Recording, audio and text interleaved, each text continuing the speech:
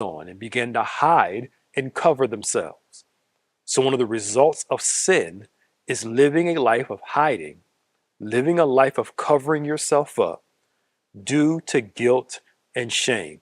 My perception of what they used to find as acceptable was now considered unacceptable. Before, they were naked and not ashamed. Now, the same nakedness, but without the glory of God, they now see each other, and now shame has kicked in. And whenever you live in guilt and shame, you'll spend your life covering yourself so that you won't see it and other people won't see it. The dilemma with that is that we can't show everybody everything because, some stuff you have to cover up from people, but at least be honest with God and honest with yourself. Because if you're unwilling to be honest with God and yourself, you'll never get delivered and healed. Something we're going to talk about in a minute. But sin, shame, and guilt will have you living a life of constantly covering yourself up, hoping that the thing isn't there. But here's the problem with that covering. Adam and Eve sewed fig leaves together. If you go outside, you cut a leaf off a tree, eventually that leaf is going to die. It's going to fade away.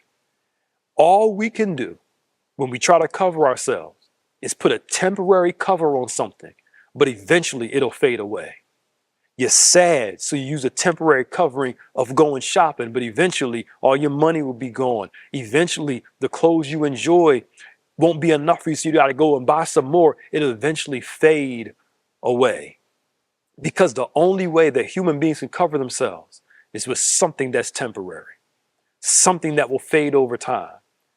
And you covering it doesn't mean it's not real. Ignoring the thing doesn't mean it doesn't exist. It's still there. You're just acting like it's not there. But if one thing I've learned about life, it's going to reveal itself again. You cannot run from yourself. You can run away from people, but you cannot run away from yourself. So guilt and shame leads to hiding. Guilt and shame leads to hiding. And if guilt and shame leads to hiding, watch this, exposure leads to healing. Exposure leads to healing. The voice of the Lord comes walking in the cool of the day.